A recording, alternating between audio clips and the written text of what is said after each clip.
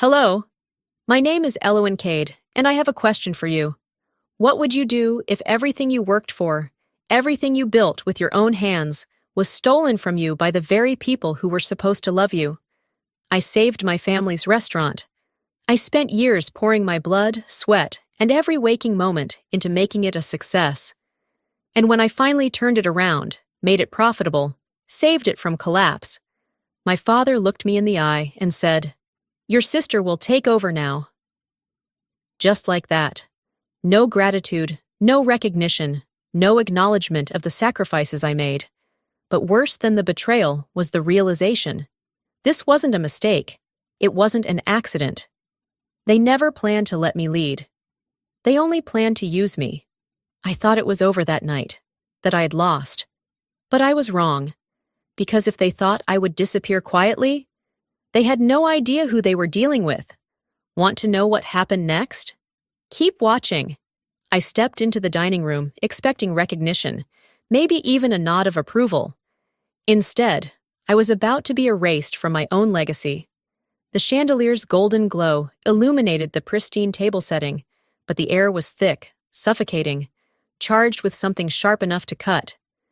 I had dressed for the occasion, navy dress, pearl earrings, hair sleek in a bun. I had imagined this night differently. My father, Magnus Cade, acknowledging what I had done, how I had saved Cade's Prime from the brink of irrelevance. But the moment I sat down, I knew something was wrong. Velis sat across from me, swirling her wine, smirking. My mother's hands were folded in her lap, knuckles white. My father, ever composed, cut into his steak as if this were just another meal. "Let's get to it," Magnus said, dabbing his mouth. "There's going to be a change in management at Cade's Prime." I straightened. This was it. Finally, he would acknowledge my work. "Velis will be stepping up as the new CEO." The words hit like a gunshot. I blinked. Surely I had misheard him. "What?" My voice was steady, but my fingers tightened on the napkin in my lap. Magnus exhaled, like he was dealing with a stubborn child. "It makes the most sense. Velis understands the industry. She has presence, connections.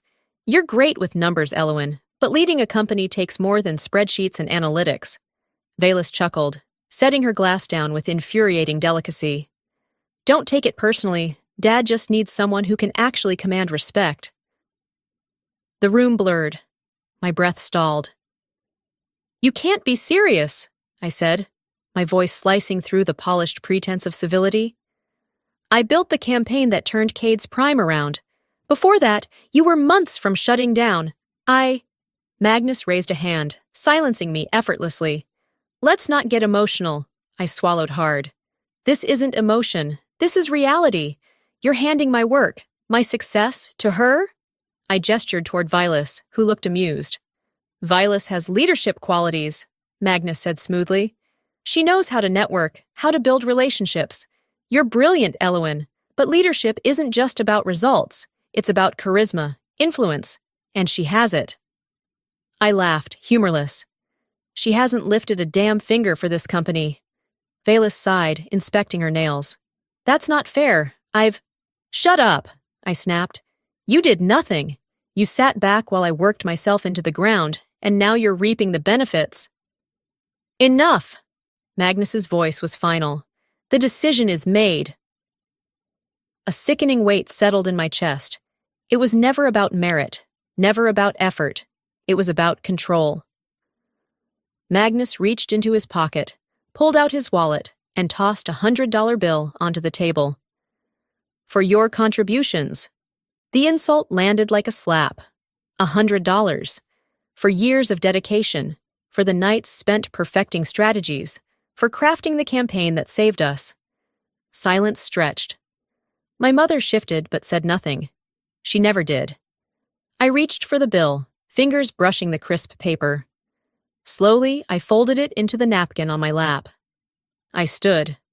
Magnus sighed. "Don't be dramatic." I smiled, cold and controlled. "I'm not. I'm excusing myself," Velis chuckled. "That's probably for the best." I turned and walked out. No slamming doors, no yelling, no begging. I simply left. Let them think they had won. Let them believe I would disappear quietly. They had no idea what was coming next. The city moved on as if nothing had happened. Yellow cabs weaved through traffic, coffee vendors called out orders, and the scent of fresh bagels and burnt espresso filled the air. But for me, the world had changed overnight. I sat alone in the cafe that used to feel like a second home. This was where my team and I had brainstormed, laughed over ridiculous ideas, and celebrated victories. But today, the energy was different. The chair across from me, where Orson always sat, was empty. The usual banter was gone. I had lost everything. Clutching my coffee, I clung to the hope that this was some mistake. That illusion shattered the moment I glanced at my phone. Velas Cade, the mastermind behind Cade's Prime's turnaround, unveils bold new vision for the future. My breath caught. I clicked the article, scanning words that should have been about me. With a revolutionary marketing strategy, Velas Cade has proven herself a force in the culinary industry. Her innovative approach to digital branding saved the restaurant from collapse. Now, under her leadership, I stopped reading. The coffee cup in my hand trembled. I placed it down before I shattered it. She had taken everything, not just my position, not just my future. She stole my work, the campaign, the sleepless nights, the meticulous planning, and now she was standing in front of cameras, smiling like she had bled for it. The article included a photo of her mid-laugh, radiant in an emerald dress. The caption read, "A visionary in the making." That should have been me. My phone vibrated. A message from Orson. "We need to talk." I grabbed my coat and left. Orson was already seated when I arrived at his office. No grin, no light joke, just tension. He exhaled heavily. "I'm sorry, Elowen." I sat, arms crossed. "Tell me you didn't know." His hesitation was answer enough. "How long?" He ran a hand through his hair. "Magnus called a few weeks ago, said they were restructuring, said you'd be moving on." I laughed, hollow. "Moving on? That's what they're calling it?" "You know how this works. Magnus is untouchable. If I pushed back, I would have been out too." "You should have been out." My voice sharpened. "You knew I built this." "I know," he said quietly. "But I have a family, a mortgage. I couldn't risk it." I stared at him. The man who once swore we were in this together was just another person willing to watch them erase me. I stood. "I won't forget this." He looked away. "I didn't think you would." That evening, I met Irindis at a quiet rooftop bar. She hugged me, and for a brief moment, I let myself believe someone was still on my side. "I don't know what to do," I whispered. She sighed. "I wish I could tell you this wasn't happening, but you saw the news." "I saw?" She hesitated. "Elowen, if I take your side, Magnus will blacklist me. I'll never work in marketing again." I already knew the answer. "You're staying!" Tears welled in her eyes. "I'm so sorry." The apology was real, but it didn't change her choice. I nodded. "Take care, Irindis." "Elowen!" But I was already walking away. The neon lights of Times Square flickered, the streets pulsed with life. But I wasn't part of it. I was nowhere. I had built something real, something that mattered. And in one night, they took it all. My father, my sister, my closest friends. I had nothing. But maybe that meant I had nothing left to fear. I stared at the email, my mind refusing to process the words in front of me. Subject, legal notice. Cade's Prime, VC, Elowen, Cade. I clicked on the attachment, my breath shallow as the official document loaded on my screen. Cease and desist. Intellectual property theft. Breach of contract. They were suing me. For my own work. My stomach turned, a slow rolling sickness spreading through me. I had lost my job, my allies, my dignity. But I had thought, at the very least, that I still had my integrity. That no matter how cruel they were, Magnus and Velas wouldn't sink to this. But of course, I had underestimated them. I gripped the edges of my laptop, my knuckles white. The cold glow of the screen cast eerie shadows in my dimly lit apartment. The air was heavy, suffocating, like the walls were closing in. I scrolled through the lawsuit, my vision blurring as I skimmed the accusations. Plaintiff asserts that defendant unlawfully misappropriated proprietary marketing materials and strategic business plans developed by Cades Prime, thereby engaging in deliberate and malicious intent to exploit company assets for personal gain. It was laughable. They had stolen from me every campaign, every strategy. They wouldn't even have a company to fight over if not for me. And yet, here they were, rewriting history, turning me into the villain. My hands trembled as I reached for my phone. I didn't even think before dialing. Magnus answered on the second ring. "Elowin," he greeted, his voice as smooth as ever. "I assume you got the notice." I clenched my jaw. "You son of a bitch!" A low sigh. "Watch your mouth." "Watch my—" I let out a short, hollow laugh. "You're suing me for my own work, Magnus. Do you even hear yourself?" "It's not personal," he said evenly. "It's business. You know how this works." I squeezed my eyes shut, pressing my fingers to my temple. No, this is personal. You stole from me, you humiliated me, and now you want to destroy me?" "Destroy you?" He chuckled, as if I were being ridiculous. "You're overreacting." "Don't gaslight me, Magnus." My voice was shaking now, but not from fear, from rage. "You took everything, and now you're trying to make sure I can never rebuild. You always did let your emotions get the best of you," he mused. "This is why you were never leadership material, Elowin. A real leader doesn't break under pressure." I sucked in a sharp breath. There it was, the final confirmation that this man, my father, had never believed in me, had never seen me as worthy. "I should have seen it sooner," I whispered. "This was never about me not being capable. It was about control. You needed to be the one pulling the strings, and when I proved I could stand on my own, you cut me down." There was a pause. Then, with an air of detachment, he said, "I did what was best for the company." "Best for the company," I repeated, the words like acid in my mouth. "You mean best for you, because God forbid I prove I could succeed without you." "Are you done?" he asked, his patience wearing thin. I exhaled slowly, a dangerous calm settling over me.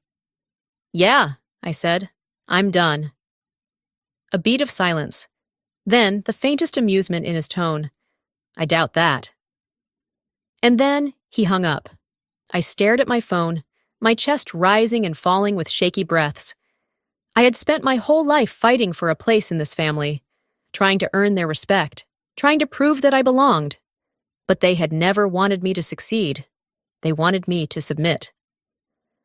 A slow, chilling realization settled over me. I had been playing their game, trying to fight for what was already mine, trying to reclaim something that had never truly belonged to me in the first place. But I wasn't going to do that anymore. They had taken everything from me, which meant I had nothing left to lose. I stood, my hands steady now, my mind sharp with a newfound clarity. If they wanted war, I'd give them one. The first thing I noticed when I woke up wasn't the sunlight or the city noise. It was the silence. No notifications, no investor calls, no meeting confirmations. Then I saw it. A headline, bold and merciless. "The Bitter Heiress, Elowin Cade's Desperate Attempt to Tear Down Cades Prime." My stomach twisted as I scrolled. Once a promising figure in the culinary world, Elowin Cade has taken a shocking turn, suing her own family in what insiders call a petty revenge scheme. Sources claim that after failing to secure a leadership role, she lashed out, trying to dismantle the company that gave her a career. An old press photo accompanied it. Me, mid-blink, looking exhausted, almost unhinged. The quotes that followed painted me as arrogant, selfish, unstable. She was never a team player. Elowin always thought she was smarter than everyone else. She walked away when things didn't go her way. Now she wants to take the company down with her.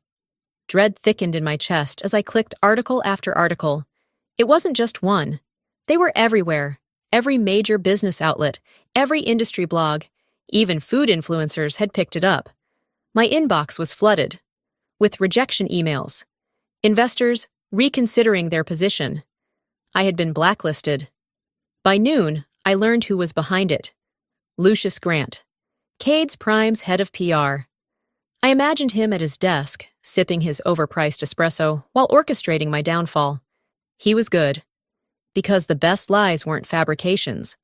They were twisted truths. Had I left in anger? Yes. Had I lashed out? Absolutely. Had I refused to stay silent? Without a doubt. But none of that made me the villain they wanted me to be. I paced my apartment, my mind screaming at me to fight. But the reality settled in like cement. No one was coming to my defense. Orson was silent. Arindis had made her choice. The people I had worked beside for years weren't risking their careers for me. I was alone. I dialed Magnus. I shouldn't have. I knew it was a mistake before he even answered. Eilauan, he greeted smoothly. I was wondering when I'd hear from you. You did this.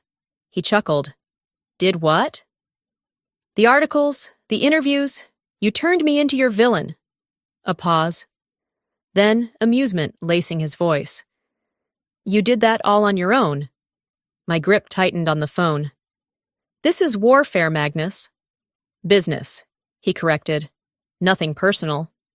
I laughed, sharp and humorless. Like suing your own daughter was just business? Like letting Valus steal my work was business? Careful, Elowen, he warned, voice smooth. You're getting emotional. Again. Again. Like I was a child throwing a tantrum. I inhaled sharply, my voice dropping to a deadly calm.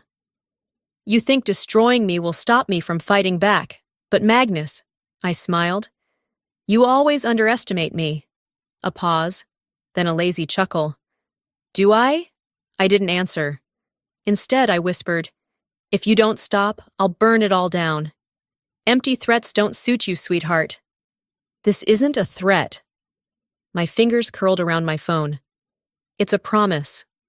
He exhaled, almost bored. You always overestimate yourself. And then the line went dead. I stood there, gripping my phone long after he was gone, my pulse thudding in my ears. For years, I had believed that if I worked hard enough, he would see my worth. But Magnus never saw me. Only what I could be used for. I glanced at the open articles on my screen, my own face staring back, with words twisted into something unrecognizable.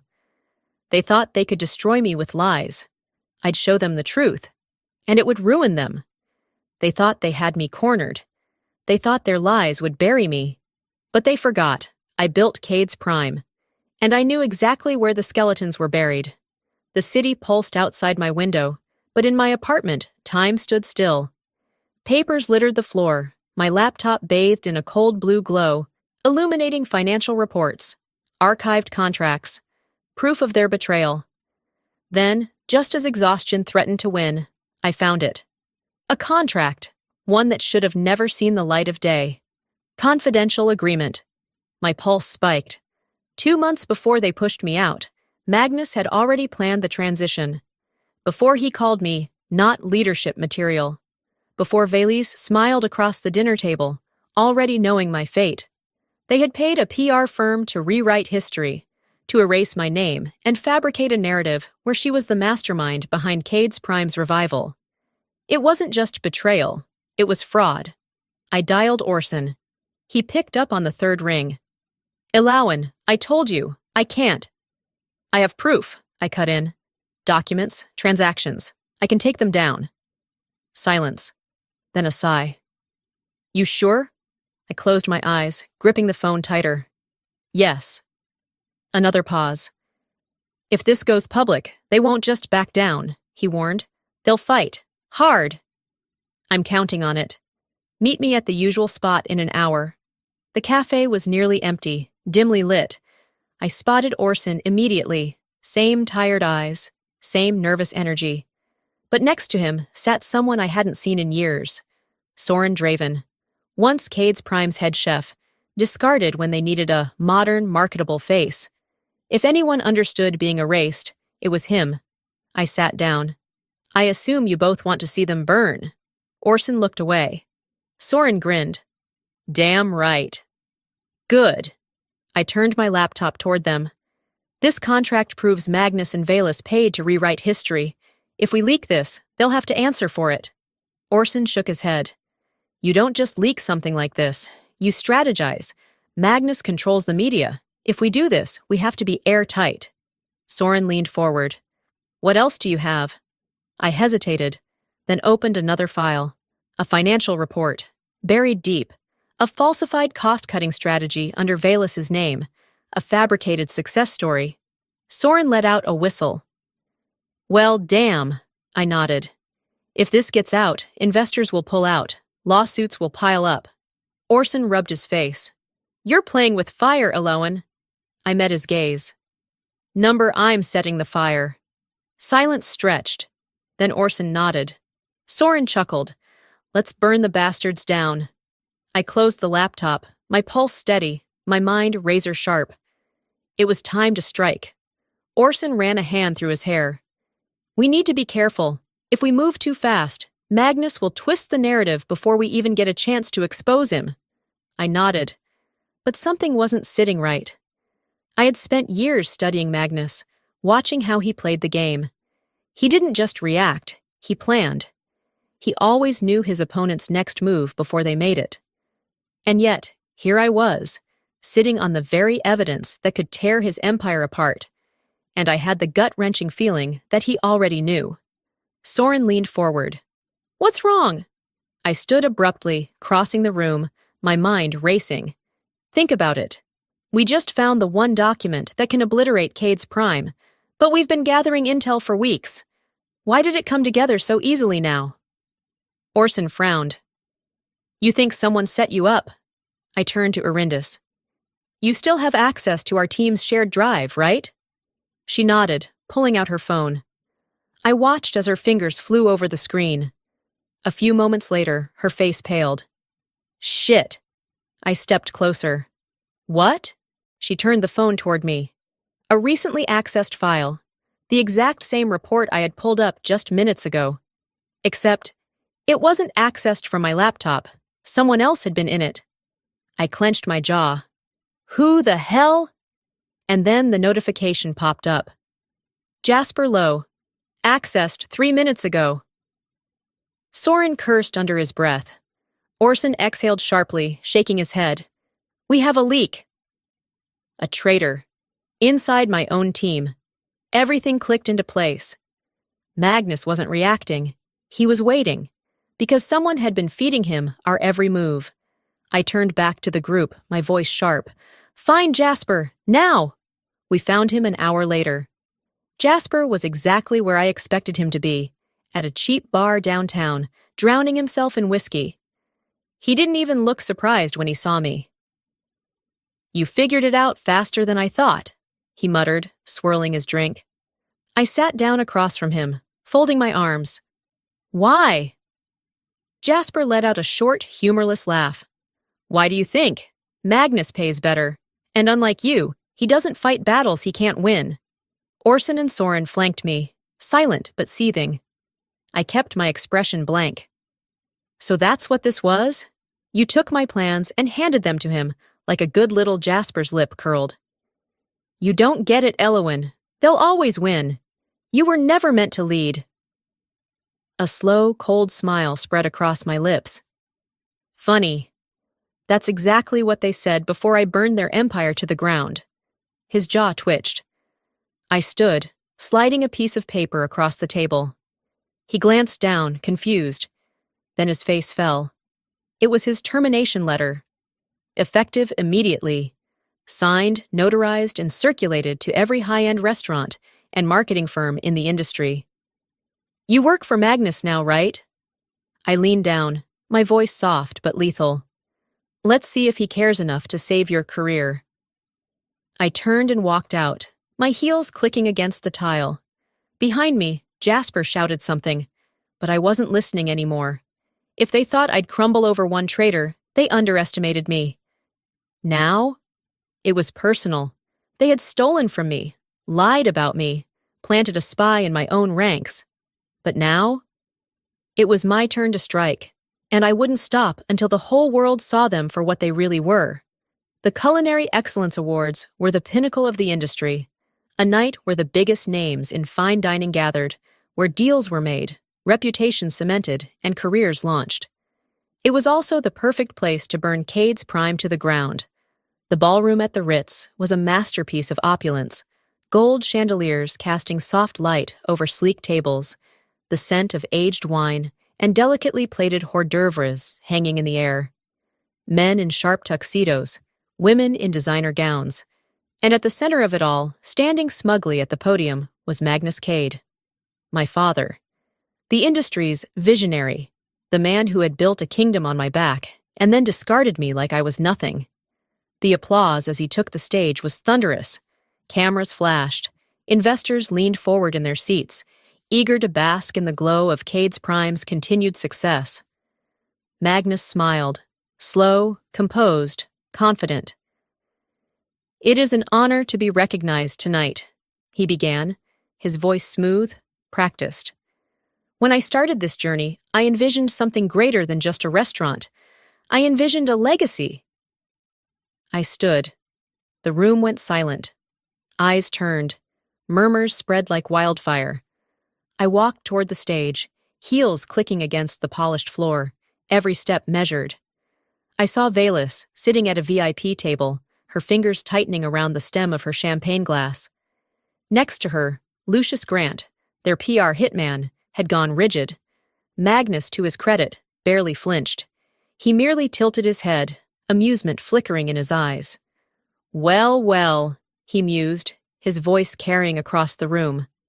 "Elowen, here to congratulate your family? A cruel jab, designed to frame me as the jealous, bitter daughter?" I smiled, sweet, slow. Then I reached into my clutch, pulled out a stack of papers, and held them up for everyone to see. "I'm here to tell the truth." Magnus's smile tightened. "Now isn't the time for personal grievances." "You're right," I cut in, turning toward the crowd. "This isn't about personal grievances. It's about fraud." Gasps rippled through the audience. Journalists perked up. Phones were already being raised, recording. I stepped forward, voice unwavering. "My father, Magnus Cade, would have you believe that Cade's Prime is a symbol of excellence, that his leadership is the reason for its success." I held up the documents. "But what if I told you this entire brand was built on lies?" A journalist stood. "What are you saying, Miss Cade?" I turned slightly, making sure Magnus saw the ice in my expression. "I'm saying my father didn't revitalize Cade's Prime." "I did. I developed the marketing strategies that saved this company. And when I was done, they stole my work, erased my contributions, and rewrote history to make Velis the genius behind it all." Magnus let out a low chuckle, shaking his head. "Elowen, I know you're upset, but making baseless accusations." "Baseless?" I barked out a sharp laugh. Then I threw the documents onto the podium in front of him. The pages fanned out. Copies of emails, financial reports, the confidential PR contract that detailed exactly how they manufactured Velis's success. "This is what baseless looks like?" I shot back. The crowd exploded. "Jesus Christ, are these real?" "Wait, she's saying they faked the entire thing?" "Someone get a camera on that contract." A journalist snatched up the papers, skimming through them furiously. His eyes widened. "Holy! This states that Cade's Prime paid to rewrite history." Magnus slammed his hand against the podium, his composure cracking. "That's enough!" But it was too late. The audience wasn't looking at him anymore. They were looking at me. Velis surged to her feet. "This is slander!" she shrieked. "None of this proves anything." Soren Draven, standing near the back, let out a sharp laugh. "You really want to go there, sweetheart?" All eyes turned to him as he held up his own set of documents. "Because I've got a whole file on your fake cost-cutting strategies, too." Velis paled. Lucius Grant, their PR mastermind, was already walking toward the exit. He knew the game was up. And Magnus? For the first time in his life, he looked afraid. Investors were whispering among themselves. Journalists were snapping photos, recording every second of this disaster. His empire was crumbling, and he knew it. I took a slow step toward him, lowering my voice so only he could hear. "You should have left me alone, Dad," I said, my voice like ice. "But you made the mistake of erasing me." I leaned in just enough to see the sweat beating at his temple. "Now, I'm erasing you." The walls around them were crumbling, and I wasn't done yet. Magnus had spent a lifetime building his empire, and I had spent years believing I needed to be part of it. But as I stood there, watching the cracks widen, I knew. I wasn't here to reclaim anything. I was here to bury it. The morning after the gala, Cades Prime's headquarters was a war zone. Phones rang off the hook. Executives whispered in frantic huddles. The once immaculate conference room was now littered with printouts of news articles, emails, financial statements, evidence that Magnus's empire wasn't just shaking, it was collapsing. The fraud was undeniable now. The media had torn through the documents I had exposed, dissecting every fabricated number, every manufactured headline. Investors were bailing fast. None of them wanted their names attached to a company now synonymous with corporate deception. And at the center of it all, in his pristine glass office, stood Magnus Cade, watching his world burn. I stepped inside without knocking. He turned. His eyes, for the first time, weren't sharp with condescension or smug control. They were tired. I shut the door behind me, my heels clicking against the cold marble floor. "How's the damage control going?" He exhaled through his nose, slow, measured. "You always did have a flair for spectacle, Elowen." "Funny, that's what people are saying about you right now," I shot back. "Lying to the entire industry? Bold move, Magnus. Shame it backfired." He moved toward his desk, picking up a folder, flipping through it as if he still had some semblance of control. "This will pass," he said flatly. "A few well-placed press releases, some strategic restructuring. It's over, Dad." I cut him off before he could finish the lie. I walked forward, placing a single page in front of him. He froze. His eyes scanned the words, the final death sentence for Cades Prime. A notice from Augustine Rell, the company's largest investor, officially pulling funding. Rell's name carried weight in the industry. The moment he walked, others would follow.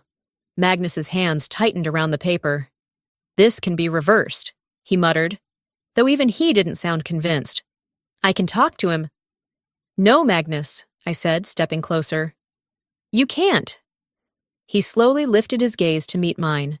For the first time in my life, I saw uncertainty in his eyes. I leaned in slightly, my voice soft but razor-sharp. "This company was never as strong as you thought. It wasn't built on leadership, it was built on control. And now, without it, you have nothing." A long silence stretched between us. Then his voice dropped. "Help me fix this." I blinked. For a moment, I thought I had misheard him. "Excuse me?" I asked, tilting my head. His jaw clenched, but the words were already out there. "You said it yourself. You're the one who built this company's success. You can still—" A sharp, harsh laugh escaped my lips. "You want my help?" I took a step back, shaking my head. "After everything you did? After stealing from me, humiliating me, suing me?" His mouth opened, then shut. He was still searching for an angle, still trying to manipulate, still clinging to some last, desperate hope that I wanted this enough to save him. And that's when I knew. He hadn't learned a thing. I leaned in, just close enough for my voice to drop to an icy whisper. "You were never meant to lead, Magnus." His breath hitched. I smiled. "And now?" "You never will again." I turned, heading for the door.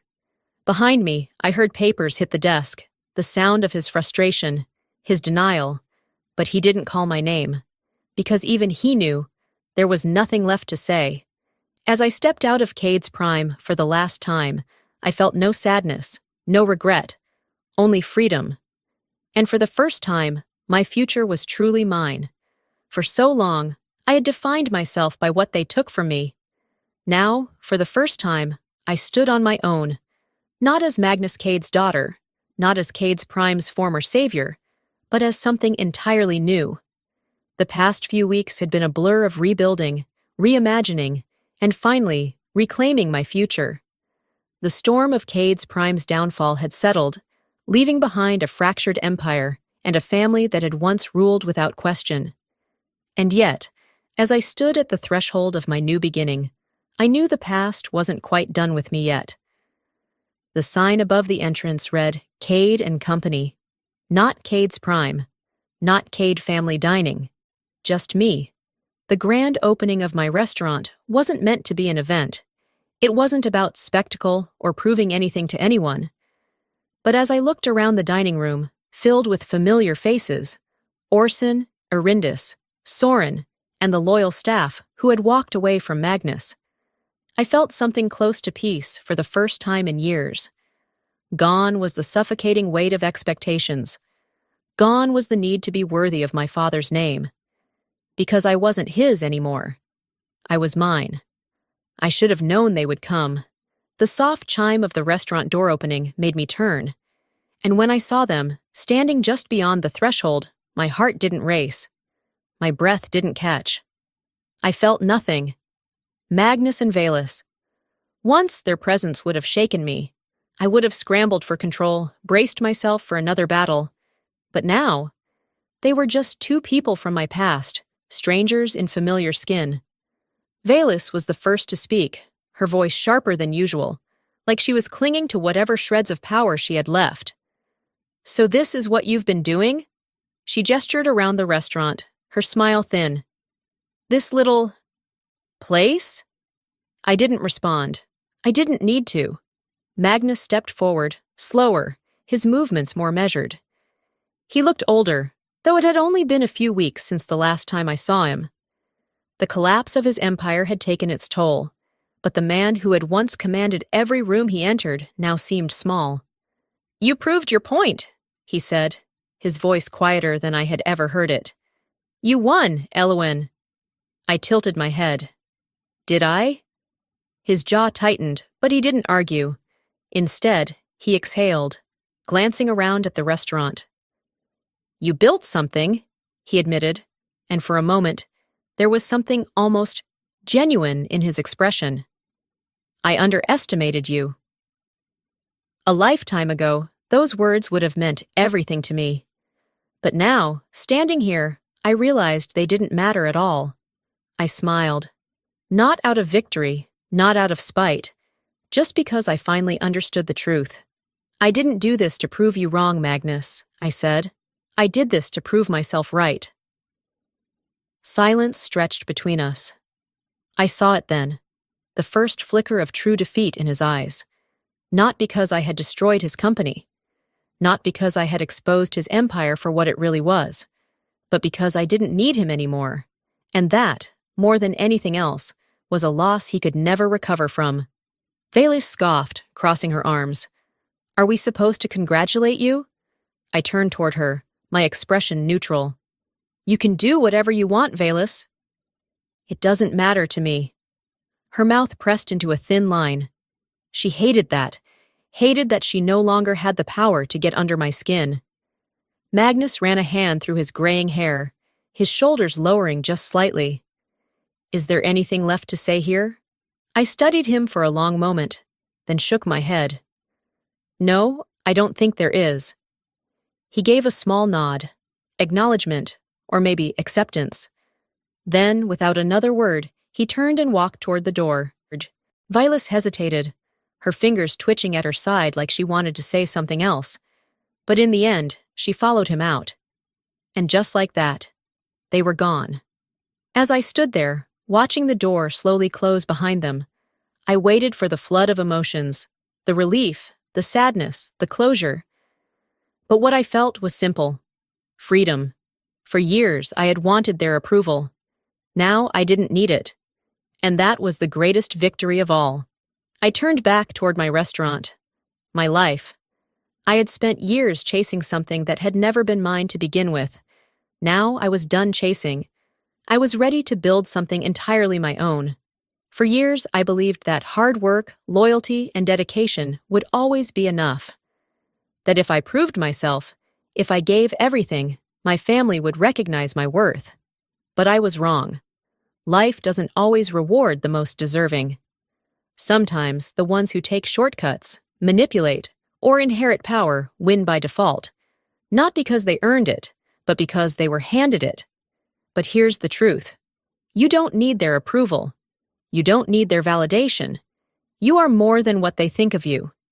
If this story has taught me anything, it's that when people try to erase you, dismiss you, silence you, let that be your motivation. Not to seek revenge, not to prove them wrong, but to prove yourself right. I didn't fight to reclaim what was stolen. I fought to build something better. And in the end, that's the real victory. Now, I want to hear from you. Have you ever been overlooked, underestimated, or cast aside by the very people who should have supported you? How did you handle it? Did you fight back? Did you walk away? Share your thoughts in the comments. I want to hear your story. And if this video resonated with you, drop a 1 in the comments or tell me where you're watching from. If you didn't like it, tell me why. I value all perspectives. Most importantly, don't forget to subscribe.